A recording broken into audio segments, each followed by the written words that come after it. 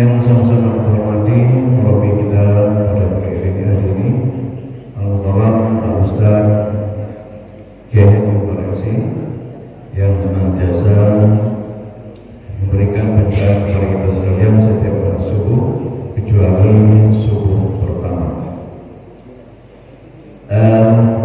Dapat kami informasikan bahwa kajian kita setiap hari subuh tetap kita laksanakan nanti pada pekan pertama, di mana Ustadz kita punya jadwal tempat lain. Insyaallah kita akan digantikan oleh murabi kita Ustadz Muhammad Yusuf Elsi untuk pekan pertama. Jadi setiap hari subuh pada bulan Ramadan ini kita tidak pernah libur. Baik, Bapak Ibu yang Allah Subhanahu wa taala, itu kita persilakan murabi kita untuk melanjutkan kajian kita.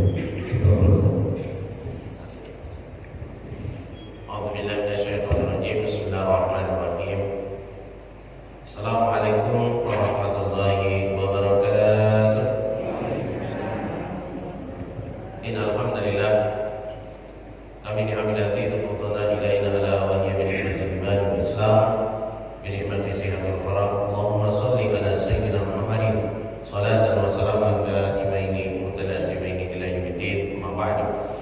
Jamaah subuh yang kami muliakan, alhamdulillah begitu luar biasanya kasih sayang Allah kepada kita yang kita masih diberikan kesempatan untuk bisa bernapas di Ramadan ini, masih bisa diberikan kesempatan untuk bisa berpuasa, menggerakkan badan kita, bisa tarawih, bisa tadarusan. Itu semua karunia Allah yang begitu dahsyat. Maka jangan sia-siakan waktu kita di Ramadan ini yang begitu agung untuk bagi orang yang mengimaninya. Karena yang bisa mencerna ini adalah hati kita, iman kita. Kalau nggak ada keimanan, hanya hitung-hitungan, maka kita akan lebih nyantai-nyantai. Kita merasa bahwa ini akan bikin capek dan sebagainya. Tapi kita sebagai hamba Allah mempersiapkan kehidupan yang begitu dahsyat di akhirat kelak. Inilah kehidupan yang sebenarnya. Kehidupan dunia adalah numpang lewat, mampir saja sebentar. Kita akan menuju suatu tempat yang kekal abadi, adalah surganya Allah Subhanahu wa taala, yang tidak ada penderitaan setelahnya. Namun ketika orang dimasukkan ke nerakanya Allah dan baru sadar pada saat itu, maka penyesalan yang tidak ada batasnya, kerugian yang tidak ada batasnya, maka kesedihan tidak ada batasnya. Inilah penderitaan selama-lamanya, bukan seumur hidup, selama-lamanya. Itu ya. Kalau seumur hidup berarti ada setelah mati, tapi selama-lamanya. Pada Rasulullah SAW kita berselawat, Allahumma shalli ala sayyidina Muhammadin salatan wa salaman daimaini mutalassimin ila yaumiddin. Kajian pertama di bulan suci Ramadan ini insyaallah menambah semangat kita, karena dari sejak sahur atau bisa saja kita sebelumnya tahajud, itu ya, kita bisa gunakan waktu kita, otomatis tidur tidak banyak. Karena memang kita harus prioritaskan, kalau mau tidur banyak ya tidak ada sahur, gitu ya. Dan kalau tidur dibiarkan mau terus, gitu ya, nggak ada puasnya. Akhirnya nyesal juga, kenapa aku tidak lakukan ini, tidak lakukan itu. Jadi godaan tidur itu dahsyat. Namun hati kita yang begitu luar biasa semangatnya, saya mau melaksanakan ini, saya mau gerakan ini, maka kita bisa bergerak, gitu ya. Nah itulah ada energi di situ. Dan kita tidak bisa membahasakan bagaimana, tapi kita yang rasakan. Itu Bapak Ibu yang kami muliakan, 6 Ramadan di hari ini tak terasa mau sepekan sudah, gitu ya. Ini nanti sudah masuk lagi 10, sudah pertengahan, sudah 20-an, wih habis gitu ya. Itu Bapak Ibu. Maka setiap umat Rasulullah itu menyesal. Setiap umat Rasulullah menyesal. Bahkan ada salah satu hadisnya bahwa ada orang yang kosong waktunya, dia tidak gunakan bertasbih, nyesal. Kenapa aku kosong aja? Tidak gunakan aku berzikir, tidak gunakan aku mengingat kepada Allah. Nyesal. Nah itu ya. Jadi bahkan surga itu di akhirat kelak itu tempat cemeti atau tempat tongkat itu jauh lebih berharga kalau di surganya Allah dibanding dunia seisinya. Itu dunia ini seperti kita celupin telunjuk kita ke air lautan, baru kita tarik, baru tengok yang tersisa di telunjuk kita itulah dunia. Yang lautan itu adalah akhirat. Jadi kalau kita melihat dunia ini nggak ada apa-apanya, tapi yang bisa mencerna, bisa merasakan itu adalah iman. Itu baik. Maka yang dipanggil penguasa adalah orang yang beriman. Itu baik. Maka untuk menyemangati kita akan menjelaskan insyaallah dalam suratul Baqarah 184. Ini kaitannya dengan Ramadan insyaallah. A'udzubillahi minasyaitonir rajim. Bismillahirrahmanirrahim. Syahrul Ramadan alladzi unzila fihi al-Qur'an hudan lin-nasi wa bayyinatin minal huda wal furqan. Faman syahida minkum ash-shahra falyasum wa man kana maridan aw ala safarin fa'iddatun min ayyamin ukhra. Yuridu Allahu bikum al-yusra wa la yuridu bikum al-usra wa litukmilu al-'iddata wa litukabbiru Allah ala ma hadakum wa la'allakum tashkurun. Ini 185 pada surah Al-Baqarah ini untuk kita insyaallah menjelaskan. Kalau memang ada tambahan waktu kita lihat situasinya akan kita jelaskan setelah ayat setelah ini insyaallah. Syahrul Ramadan ini sudah jelas-jelas ungkapannya. Ini bukan yang lain, bulan yang lain, tapi ini adalah bulan yang disebutkan dalam Al-Qur'an Karim adalah bulan yang sangat istimewa. Yang sangat istimewa dijelaskan di dalamnya adalah syahrul Ramadan. Masya Allah. Jadi ini penyebutan langsung khusus. Jadi hari-hari di dalamnya kita ada berpuasa. Inilah syahrul Ramadan. Syahr, ya, kita tahu artinya bulan. Ramadan, ya artinya membakar. Jadi membakar dalam artian di sini kalau secara alamnya adalah apalagi di negeri 4 musim, yang musim panas itu membakar kering. Tapi di sini maknanya adalah membakar dosa-dosa kita yang telah lalu. Maka ada hadis Nabi yang biasa kita sering dengar dan itu hadisnya sahih. Man shoma ramadhana imanan wa ihtisaban ghufira lahu ma taqaddama min dhanbi. Siapa yang berpuasa di bulan suci Ramadan, maka dengan penuh keimanan, keikhlasan, sungguh-sungguh, di situ maknanya dalam itu.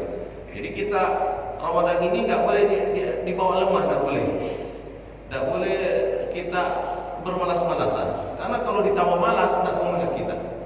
Jadi Ramadan itu harus antusias, harus semangat. Apalagi subuh ini kita sudah sahur, sudah bangun agak cepat, ngantuknya luar biasa. Betul tak ya? Kalau dibawa lemas, serba salah itu, serba salah. Tidur salah. Karena nggak boleh tidur itu setelah subuh itu tidak sehat itu. Karena kalau tidur akan menyebabkan itu tubuh kita ini akan jadi kaku. Saraf-saraf kita bermasalah. Itu. Maka harus dibawa gerak. Gitu ya. Nah, jadi di sini Bapak Ibu duduk tenang. Saking tenangnya itu tidur itu. Itu Bapak Ibu yang kami muliakan. Kalau nggak ada semangat yang begitu tinggi itu ya. Karena awal ini merasakan menjadi pendengar itu ujiannya itu luar biasa itu. Tapi kalau nengok Facebook, nengok WA, kok nggak ngantuk gitu. Walaupun sudah ngantuk, itu Bapak Ibu ya. Itu ujiannya dahsyat itu Bapak Ibu. Maka harus dibawa semangat, antusias. Nah, jadi Ramadan ini adalah semangat, antusias, termotivasi kita untuk melakukan sesuatu. Masalah berapa pahalanya Allah yang tahu. Ya kan, memang kalau kebaikan-kebaikan kan dibalas, bisa menjadi 7, bisa menjadi 10, bisa menjadi 100, 700, tak terhingga. Tapi kalau puasa kan nggak ada batas, itu Bapak Ibu. Maka Ramadan ini spesial, bahkan ada namanya satu malam yang begitu dahsyat, namanya Lailatul Qadar. Lailatul Qadar adalah 1000 bulan, lebih baik daripada 1000 bulan. 1000 bulan itu kalau dikonversi 83-84 tahun itu umur kita. Jarang ada orang yang berumur segitu. Sudah bisa dihitung di daerah ini yang berumur 83, 84. Dan umur yang seperti ini agak susah reunian, Pak. Ketemuan dengan kawan-kawan lamanya itu sudah ponco lawas gitu ya. Itu Bapak Ibu ya. Itu susah ketemu itu. Itu tidak banyak. Sudah banyak ini dipanggil oleh Allah itu, kawan-kawannya itu. Allahu Akbar. Jadi ini satu malam tapi dibalas lebih hebat daripada umur segitu, Bapak Ibu. Jadi itu istimewa umat Rasulullah. Itu istimewa banget. Dan kita ini bersiap-siap di situ semuanya. Jadi kalau hamba ini pernah hidup di negeri Syam, negeri Syam itu ya negeri yang diberkahi. Cuma gitulah, ada kekuasaan-kekuasaan yang kurang baik gitu ya. Ada kekuasaan zalim di situ. Tapi alhamdulillah masyarakatnya baik-baik, banyak. Alhamdulillah masih banyak juga al-sunnah di situ, banyak Bapak Ibu. Itu ya tetap berjalan. Kita di Indonesia kayak merasakan seperti itu, hampir sama. Itu Bapak Ibu. Tapi berjalan. Alhamdulillah semangatnya luar biasa. Bahkan kalau 10 terakhir itu semangatnya dahsyat. Betul-betul mengamalkan sunnah Nabi, menghidupkan betul. Kalau kita ini kadang kurang semangat di situ. Nah inilah yang harus dipolak diri kita adalah antusias. Jadi orang yang seperti ini, ghufira lahu ma taqaddama min dzambi. Allah akan ampuni dosa-dosanya yang sudah lalu, Bapak Ibu. Kita sudah buat catatan sepanjang tahun itu, banyak sekali catatan maksiat kita, Bapak Ibu. Tapi Allah hapus, dimaafkan. Kenapa gak bergembira macam itu, Bapak Ibu? Kalau kita disiapkan seperti itu, yang sudah banyak bermaksiat, banyak melupakan Allah, tapi Ramadan Allah siapkan untuk sebagai pencuci dosa kita, laundry kita, untuk memperbaiki diri kita, Bapak Ibu. Itu bagi orang yang merasakan. Yang tidak merasakan, dia akan menganggap suatu penyiksaan. Alhamdulillah, jangan sampai berada kita dalam merasa disiksa.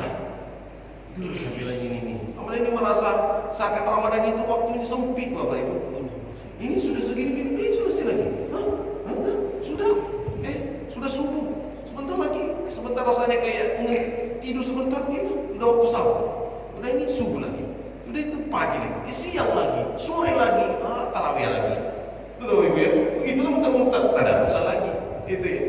Allahu Akbar. Begitu indah kita disebutkan seperti itu pulukan waktu kita. Kemudian Bapak Ibu yang kami muliakan, waktu yang seperti ini yang Allah wajibkan bagi orang yang beriman. Nah, jadi orang yang beriman, dia akan merasakan kewajiban itu. Akan jadi timbul rasa cinta. Tapi Bapak Ibu, kalau mau Ramadan itu menjadi luar biasa, jangan merasa suatu kewajiban. Karena kalau kewajiban itu terpaksa pada umumnya. Tapi jadikan Ramadan itu adalah sesuatu yang menjadi hobi, menjadi kecintaan, menjadi semangat. Karena sesuatu itu akan menjadi kecintaan kalau dirutinkan. Contoh, Bapak Ibu sudah terbiasa mengaji di sini atau berjamaah di masjid ini. Tiba-tiba ada kegiatan atau mungkin kita sakit. Ini kameramen kita kurang sehat kemarin. Pasti ada sesuatu yang agak kurang itu ketika nggak bisa hadir di sini. Betul tidak Pak ya? Itu contoh ya. Jadi kalau kita sudah terbiasa melakukan kebaikan itu, tiba-tiba berhenti karena ada sebab atau uzur syar'i, akhirnya ada sesuatu yang merasa kehilangan. Betul tidak Bapak Ibu? Itu. Jadi Bapak Ibu biasakan pulukan Ramadan ini kebiasaan kebaikan. Contohnya ada waktunya tadarusan. Ada waktunya memberi takjil, Itu Pak ya. Bapak Ibu walaupun nggak punya modal, itu ya, tapi modal semangat.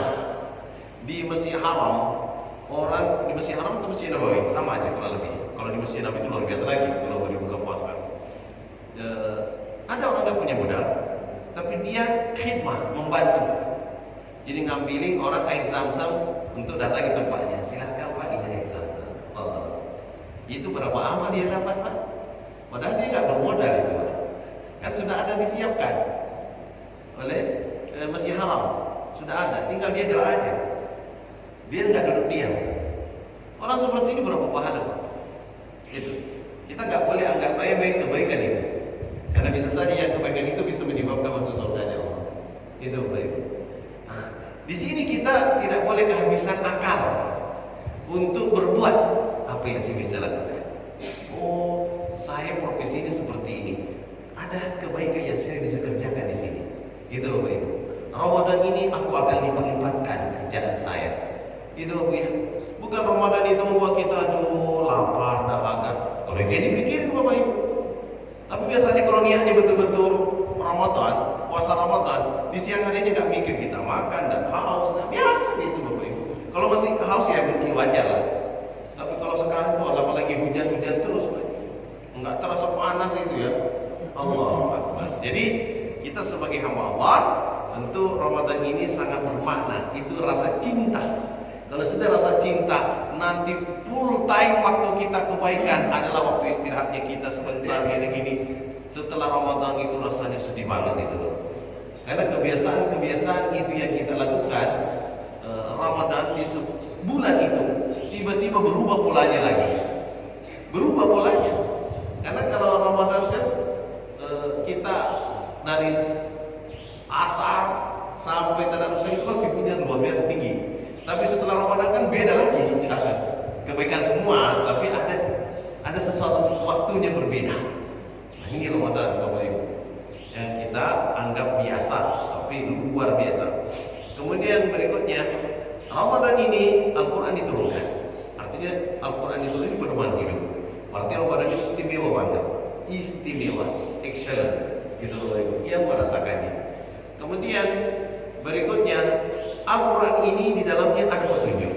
Bapak Ibu, apapun masalahnya Bapak Ibu baca Quran, pasti ada jawaban di situ dikasih Allah. Jawabannya gimana? Baca aja nanti dikasih itu jalannya itu Bapak Ibu. Oh inilah yang selama ini aku tak tahu, tapi rasanya ada di sini. Apa namanya itu? Hati itu terbetik. Oh mau ke sini rasanya ini. Ini kayak ada jalan begini rasanya. Rasanya itu Al-Quran itu kita itu kalau baca Al-Quran apalagi kita pahami, itu rasanya kita dialog itu. Dan kita bukan merasakan orang lain, tapi diri kita menyinggung diri sendiri. Ya Allah, dosanya saya banyak banget ini. Yang saya lakukan hari ini seperti ini jawabannya. Saya disinggung Al-Quran ini. Itu loh ini. Ini itu luar biasa Al-Quran. Kalau nggak paham baca aja Pak. Nanti Bapak Ibu akan merasakan jawaban-jawaban Allah pada waktunya. Itu. Jadi cintai Al-Quran terus. Maka tidak boleh tidak baca Al-Quran. Di dalam Ramadan meningkat volumenya. Tapi di luar Ramadan tidak boleh tidak baca Al-Quran dalam sehari. Karena itu bagaikan kita haus yang disirami dengan air yang sangat sejuk untuk mengeluarkan dahaga kita. Inilah Al-Quran Bapak Ibu. Tidak bisa kita pungkiri. Gitu ya. Nah itu turun di bulan suci Ramadan. Menjadi petunjuk bagi manusia. Dan itu sebagai mukjizat dan bisa menjadi pembeda mana yang hak dan batil. Jadi bacalah Al-Quran, renungi, rasakan. Nanti akan diberikan jawaban-jawaban ini salah, ini benar, ini salah, ini benar. Kan dalam hidup ini kan itu antara itulah salah, benar, salah, benar. Itu baru baca nanti dikasih jawaban. Ada sesuatu yang kita pelajari dengan usaha membaca ini, baca ini, tanya jawab daripada guru-guru kita, ulama kita. Tapi kadang jawabannya itu rasanya belum pas.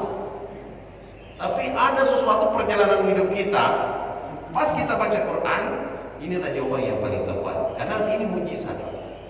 Mujizat itu selalu terupdate, tapi tidak berubah Al-Quran ini. Lebih terupdate perasaan kita, keadaan kita. Maka tiap malam kita baca Al-Fatihah, tiap saat baca Fatihah. Saya mau tanya Bapak Ibu di sini, ada nggak merasa tidak mau lagi baca Fatihah? Itu baik. Ada nggak rasa kebosanan? Aduh, bosannya rasanya aku baca Fatihah. Itu terus Fatihah. Kecuali kalau sahurnya tahu tempe terus Pak. Kira-kira kalau sahurnya tahu tempe gimana itu Pak? Jadi ada yang tahu Pak. Ternyata tahu tempe bisa tekanan darah tinggi Pak. Itu ya. Kok bisa? Karena itu yang dikasih terus, marah jadi ujung-ujungnya Pak.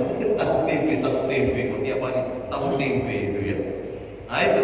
Nah, tapi bukan masalah itunya Pak. Ya, itu contoh-contoh aja. Artinya Al-Quran itu memberikan kita suatu nutrisi, ya, semangat, suatu jawaban. Itulah sesuatu yang kita butuhkan setiap saat. Bagi yang tidak membaca Al-Quran akan hidupnya itu kering. Walaupun dia banyak pepohonan di rumahnya, Pak, dekat rumahnya, Pak. Banyak bunga-bunga yang mahal di rumahnya, Pak. Kan kalau musim pandemi kan musim bunga banyak, Pak. Itu semuanya ditanam-tanami. Tapi kalau nggak baca Quran, kering, Pak. Kering. Dan baca Quran kesejukan datang. Rumah bisa saja luas, tapi kalau tidak ada Al-Quran dibaca itu kering kerontan. Rumah bisa saja sempit, tapi kalau di dalamnya itu kesejukan, ada Al-Quran terus dibaca, maka rumahnya akan sejuk. Dan itu orang yang selalu dekat dengan Allah itu bagaikan bintang-bintang di langit. Yang diantaranya ada yang gelap, ada yang bercahaya. Yang bercahaya itu orang yang taat. Ada ulamanya, itu ada orang salehnya di situ. Maka itu akan bercahaya di antara langit itu, ada bintang-bintang, ada bulan dan sebagainya. Inilah memberikan cahaya. Allahu Akbar. Jadi Bapak Ibu menjadi ada cahaya atau tidak ada cahaya, temu dalam gulita saja. Itu Bapak ya. Apapun keadaan Bapak Ibu harus ada cahaya. Tidak ada cahaya maka akan jadi gelap. Maka akan mengambang. Ini mau ngapain saya? Ada orang hidupnya itu tidak tahu Pak. Susah, saya sedih nih koknya Pak. Saya pernah ketemu orang seperti itu Bapak Ibu. Ustaz, kami pegawai dapat duit, tapi nggak tahu tujuan hidup. Aku menikah Ustaz. Astagfirullahaladzim. Aku tidak bisa ngajarin anak saya baca Quran. Ya Allah, sedih banget. Dan anak saya melawan saya. Karena itu Android itu luar biasa. Karena Android itu pengaruh radiasinya itu tinggi banget. Maka kalau dipanggil anak kita itu tidak nyahu-nyahu itu Pak. Itu sudah karena sinyal di situ kencang. Itu Bapak Ibu yang kemuliakan Allah. Nah, jadi Bapak Ibu yang kemuliakan, di sini harus kita melihat bahwa Ramadan itu begitu dahsyat. Faman syahida minkum asy-syahr falyasum.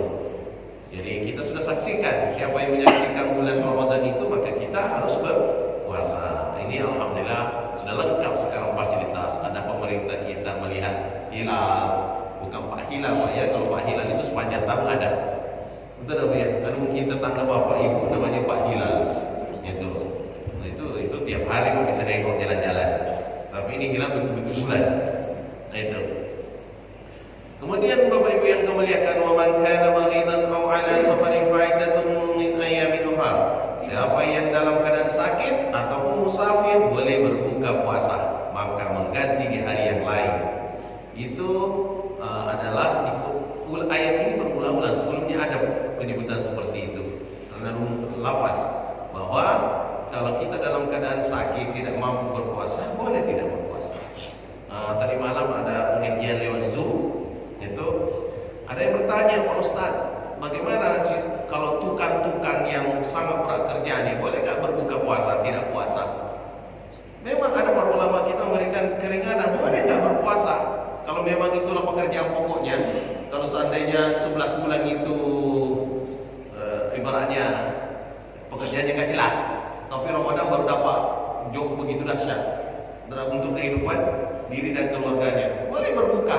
Tapi yang menjadi tanggung jawab sekali itu adalah ketika setelah Ramadan dalam keadaan tidak bertukang, gitu Pak ya, dan waktu senggang, dia wajib berpuasa. Sekarang yang menjadi pertanyaannya, tukang yang seperti ini sanggup nggak berpuasa di luar Ramadan? Karena tukang beriman itu berat Pak. Itu di Ramadan ini banyak tidak berpuasa, tapi di luar Ramadan berpuasa nggak? Itu tanggung jawab kepada yang bersangkutan. Hati-hati Pak. Kalau bisa berpuasa, maka kalau tukang yang luar biasa, dia bisa menata dirinya. Saya Ramadan ini belum tentu datang pada saya. Berikutnya, saya harus berpuasa. Maka kalau Bapak Ibu sudah ada janjian, kalau memang tidak terlalu berat kerjaannya, dengan yang biasanya itu kan banyak yang mau ditukangi rumahnya itu Pak ya. Biasanya itu Ramadan itu, oh ini belum baik, karena mau Idul Fitri dibayar. Oh ini harus direparasi, oh ini harus dibangun, ini harus dicantikin gitu ya. Aturlah dirinya untuk supaya tidak membuat dia terlalu lemah. Kalau yang punya rumah itu dikerjakan, dia akan tahu Pak Tukan, tidak usah dipaksa dirinya. Bekerjalah semampunya. Kalau sudah merasa nggak kuat, berarti kesehatan, istirahat aja. Nanti besok dikerjakan, yang penting targetnya jelas. Itu ya, kan namanya tukang itu harus ada target Pak. Ada target, jangan dibiarkan. Itu baik, harus ada tanggung jawab antara kita dengan Allah, dengan yang punya. Insya Allah tukang yang berkaitan adalah tukang yang taat kepada Allah. Dan itu kalau dapatkan seperti itu dahsyat. Boleh memang tidak puasa, kalau memang itu pekerjaan yang berat sehingga membuat dia tidak bisa berpuasa. Tapi wajib mengganti di hari yang lahir, di saat dia tidak kerja. Itu Bapak Ibu ya. Nah, ini harus punya kedisiplinan di sini. Disiplinan hidup. Bapak Ibu kan cari berkah. Sebanyak apapun duit Bapak Ibu, kalau nggak berkah, lewat aja Pak. Membuat kita jauh dari Allah. Jadi kalau ada harta yang kita dapatkan, tapi harta itu membuat kita jauh dari Allah, itu namanya harta yang tidak berkah Pak. Ingat itu Bapak Ibu. Ada yang kita dapatkan banyak Pak, tapi tak tahu lah apa ini. Begitu aja lewat aja. Saya nggak tahu gimana manfaatnya. Itu Bapak Ibu. Karena harta ini masalah banyak itu kan nggak ada batasnya. Bahkan manusia itu kalau nggak ada rasa syukur nggak ada cukupnya. Betul tak? Ini maka ayat di sini kan lakukan syukur di sini. Syukur. Maka kalau Bapak Ibu ada rasa syukur, maka akan menikmati hidup. Jadi Bapak Ibu mau bahagia, syukur. Apalagi Ibu punya namanya suami Pak Syukur. Bersyukur terus Pak. Jadi kalau Ibu punya suami tidak bersyukur itu bahaya. Karena nama suaminya Pak Syukur. Itu Bapak Ibu. Allahu Akbar itu ya. Kan ada juga Pak Syukur, ada Pak Syakur gitu ya. Nah, itu maknanya bersyukur Pak. Jadi bersyukur itu penuh rasa. Maka la'alakum tattaqun itu kan ada maknanya di situ. Tawa, jadi takwa. Menurut Imam Husain, taqwa ya. Jadi kalau orang yang bertakwa itu akan merasakan hidup namanya ta pertama tawadu, rendah hati. Jadi itu takwa itu. Kemudian qanaah, rasa cukup. Berbuka puasa harus ada rasa syukur. Bapak Ibu kalau kita beli buka puasa secukupnya, enggak usah banyak-banyak Pak. Enggak sebentar. Maunya banyak Pak. Kalau di siang hari itu pisang yang tidak enak itu kalian di pas buka puasa itu pisang busuk-busuk enak nih itu. Tapi pas buka puasa yang paling enak pun tak mau itu. Itu ada Bu ya. Yang paling enak itu korma Pak. Itu ya korma. Nah, kalau Bapak membeli korma yang bagus kayak bisa acual itu paling bagus. Ada rutab ya. Rutab itu bisa ada makna dari sukari atau tunisi, itu agak bagus itu makan enak itu Pak. Mengkalungkan itu Pak. Tapi disunahkan. Jadi ada orang yang berpuasa itu pas buka puasa dia pakai sunnah. Contohnya 3 butir korma. Tapi paling maksimal sehari itu 7 butir korma Pak. Dibagilah itu Pak. Ada orang sudah mengamalkan sunnah pas buka puasa, tapi setelah 3 butir korma rendang masuk, semuanya masuk Pak. Betul ya Bapak? Oh itu balas dendam gitu ya. Jadi dia mengamalkan sunnah di awal, tapi setelahnya nggak sunnah.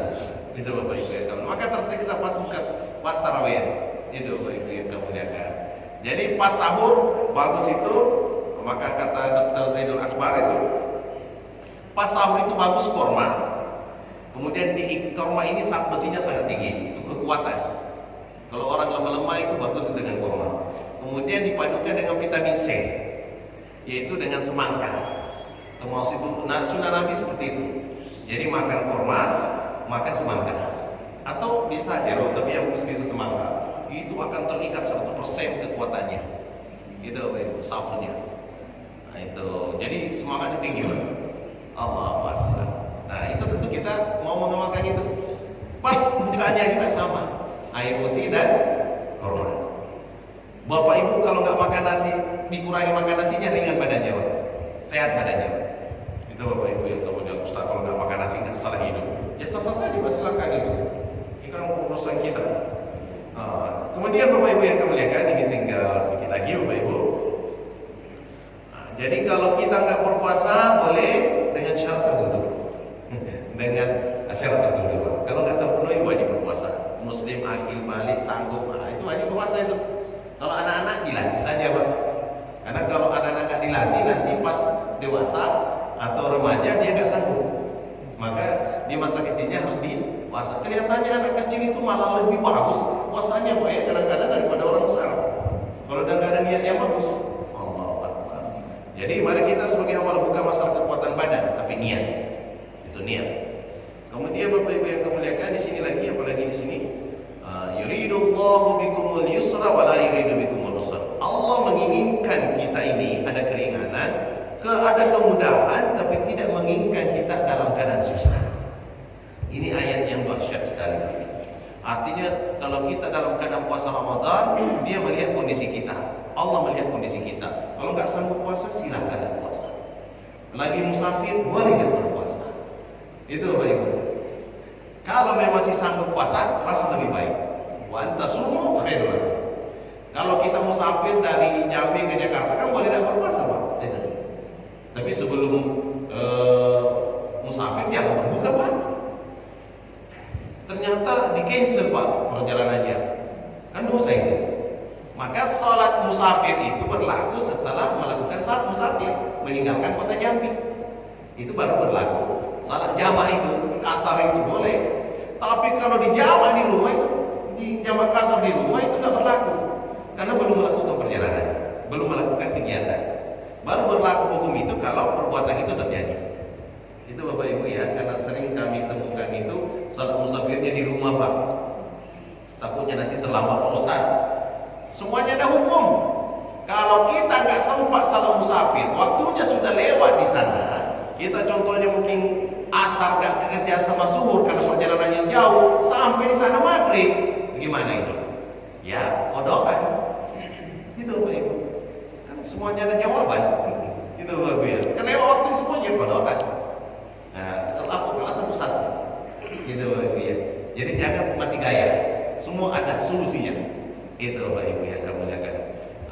Terakhir di sini walitukmilul iddatah. Allah menyempurnakan hitungannya. Jadi Ramadan atau Sya'ban kalau nggak jelas nampak bulannya, contohnya awal Ramadan maka bulan Sya'ban dipenuhi. Kalau Ramadan contohnya pas Syawal itu lagi gelap-gelap kayak hujan terus, maka Ramadan disempurnakan 30 hitungannya. Walitukabbirullah, kalau sudah selesai Ramadan kita disunahkan banyak bertakbir. Allahu Akbar, Allahu Akbar. Kan ada itu ya. Itu kan kegembiraan luar biasa itu. Kalau waktu kemarin sedih Pak, Allahu Akbar, Allahu Akbar jawab. Karena nggak sempurna kita karena tarawihannya di rumah banyak. Itu ya. Ada juga di masjid. Walitukabbirullah ma'hadakum, karena Allah memberikan hidayah kepada kita. Wala'allakum tashkurun, agar kalian bersyukur kepada Allah dengan pemberiannya begitu banyak kepada kita. Itu Bapak Ibu. Di ayat berikutnya nanti masalah doa. Jadi Allah itu Maha dekat. Ramadan ini adalah Ramadan tempat banyak bermunajat. Bapak Ibu punya masalah kan Bapak Ibu? Pasti punya kita masalah galau-galaunya. Curhatlah sehebat mungkin di Ramadan ini dalam hati kita. Tapi tidak usah di-update status Pak ya. Itu aku lagi galau. Jangan Pak, update status sama Allah. Apa masalah Bapak Ibu? Saya sampaikan sama Allah. Itu Pak ya.